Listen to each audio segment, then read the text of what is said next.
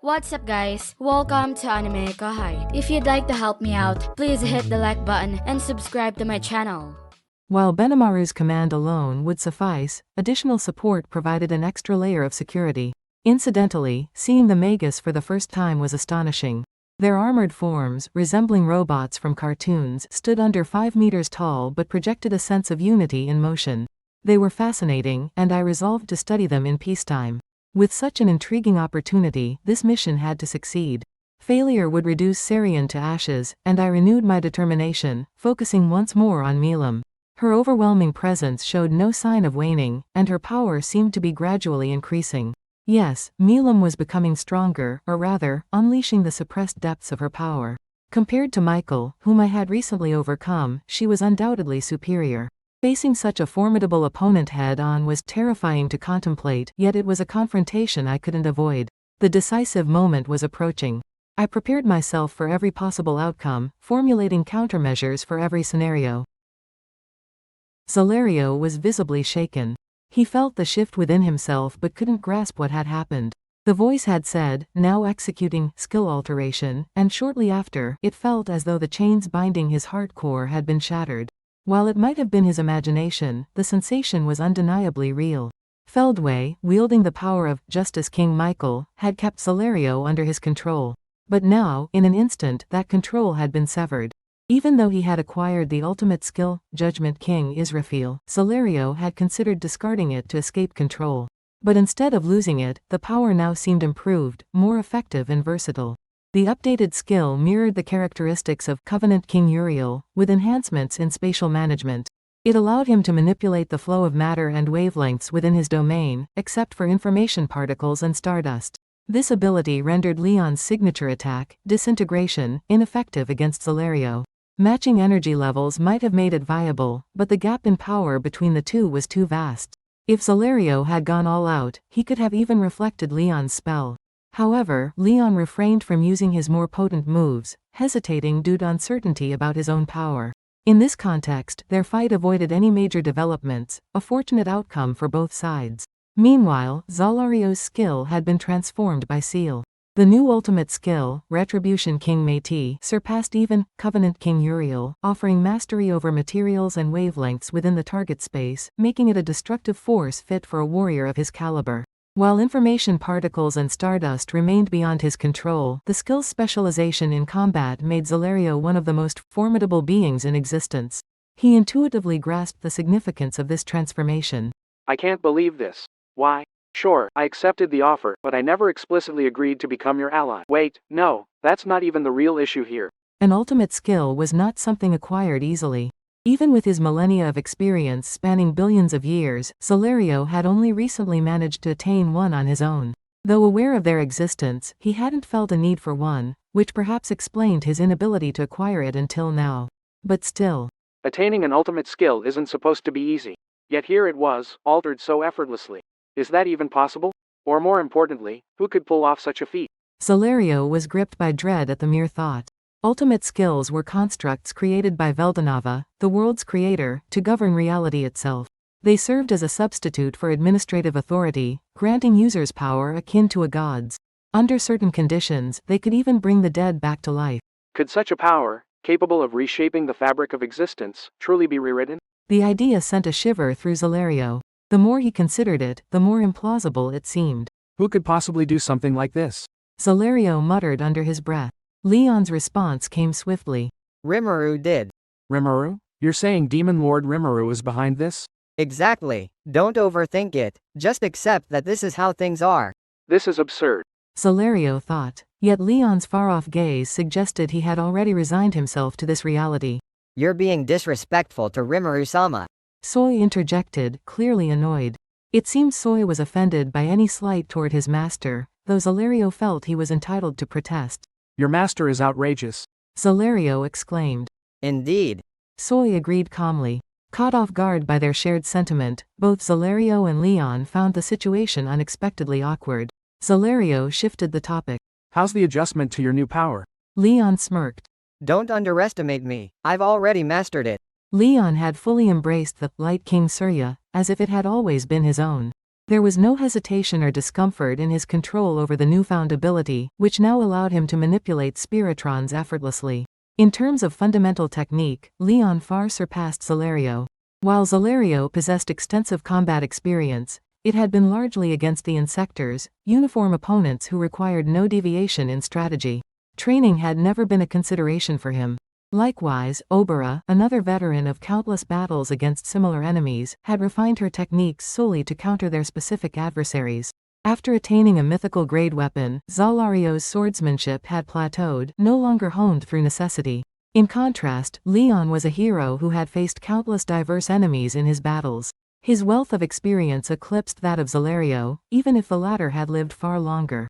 This difference in adaptability allowed Leon to hold his own against an opponent of overwhelmingly superior power, even when Zalerio wasn't exerting himself fully. It's been ages since you've unleashed your full strength. Are you sure you can manage it? Zalerio asked. Leon grinned. Oh, I can handle you just fine. The real question is, can you keep up? Zalerio couldn't help but smirk at Leon's confidence, as though Leon was intent on proving himself. Well then, I'll take care of you when this is over. Zalerio retorted with a dry laugh before shifting his focus to Milim, whose form was now visible in the distance. I scanned the area, ensuring all my allies were in position. As expected, Benimaru's formation was flawless. With everything in place, we were prepared to unleash an efficient, coordinated attack on Milim. Soei's figure came into view, hovering gracefully in the air. His stance was perfectly composed, almost annoyingly elegant, even in the chaos of battle. It wasn't intentional, of course, but I couldn't help but notice it. Leon and Zalerio stood on either side of Soei, seemingly in sync with one another. It looked like Seal-san's confidence in their cooperation had been well placed. Their partnership wasn't exactly a betrayal by Zalerio, it was more a reflection of Feldway's failure to maintain loyalty. Well, in this case, it worked out for us, so I had no complaints. Still, I'd have to stay vigilant about what might happen once this ordeal was over. For now, I decided to leave things to Soei. Benimaru, final status check. Everything good on your end? Flawless.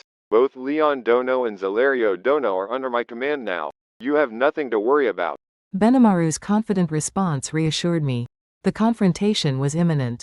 We were moving at speeds dozens of times faster than sound, so missing our first strike would spell disaster. Milim's Drago Nova could be unleashed in less than the blink of an eye. She only needed to pause momentarily, gather her energy, and fire. To us observers, it might feel drawn out, but the entire sequence would last barely 3 seconds.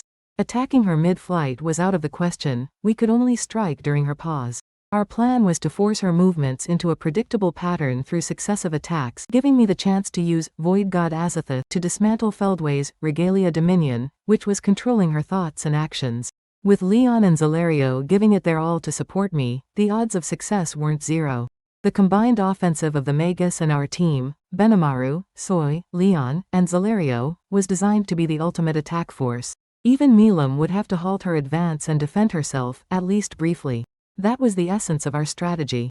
The decisive moment arrived. As Milim prepared to unleash her power on the sacred tree, she came to a stop mid-air. The Magus launched their attack. Like a perfectly synchronized performance, their beam cannons fired in a unified burst. Under different circumstances, I might have admired the spectacle, but now wasn't the time for that. The beams were high-intensity heat rays, comparable to a nuclear cannon. This weaponry, hidden until now, was an impressive creation. El-Tan had certainly been keeping a gem of a weapon under wraps. Still, there'd be time to dwell on that later. As expected, the attack was ineffective against Milim. Following Benimaru's precise directions, the beams converged into a single, concentrated point. The focal heat exceeded 100 million degrees Celsius, a terrifying temperature, but Milim barely acknowledged it, not even bothering to defend herself. The attack looked impressive, but was it achieving anything? It succeeded in drawing Milim's attention, buying us a little time. Oh, I see. The attack may not have been powerful, but it served its purpose. Milim thrust her hands forward, undeterred. She didn't appear distracted at all, and nothing I tried would have worked in this state. At this point, I could only rely on Benimaru and the others. Soei made the first move. 1,000-hand shadow kill. Shadows extended from Soei's form, branching into 1,000 arms that lunged toward Milim. Yet, even with Soei's ultimate gift, Moon King Tsukuyomi, fully unleashed, Milim's movement wasn't hindered for even an instant. As expected, the attack didn't faze her, nor did the insta-kill have any effect. I had anticipated this, but it was still disheartening. However, I knew Soy wasn't the type to give up after a single failure. He moved in himself, aiming to physically restrain Milim. Don't worry, that's just one of Soi's split bodies. Oh, of course. I marveled at how versatile his abilities were. Although Soy didn't manage to halt Milim completely, he succeeded in momentarily disrupting her movements. Then, as if to follow Soi's lead, a barrage of devastating light erupted across the battlefield. Turn to ashes, 100 Breaker. Leon unleashed his ultimate attack. Each beam of light was immense, capable of engulfing a person entirely. Combined with his ability to manipulate the trajectory of his disintegration at will, it was arguably his most formidable technique. Soi's split body didn't stand a chance, disintegrating instantly. Yet, Milim remained unshaken. As soon as Drago Nova was primed, an invisible barrier surrounded her, shimmering with stardust and rendering even Spiritron-based attacks useless. This barrier surpassed Covenant King Ural's absolute defense by a wide margin. Leon's overwhelming technique, one that even I would struggle against, failed to leave an impact. But the onslaught wasn't over. Before the aftermath of Leon's attack had fully dissipated, Zalerio made his move. Insanity hash. Zalerio, embodying both simplicity and strength, followed Benimaru's orders without hesitation. That's it for this video, guys. Thank you for always watching my videos and supporting my channel. A big thanks to the AnimeKouhai patrons who made this video possible. Alfonso Smith, Donald Williams, Moab A, Sesh, Guy Ensley, Simon Rode, Emperor WSA, Mika Espinosa, George Hage, Pratik Bandari, Ara Dare. Thank you so much for helping out. I'll see you guys in the next video.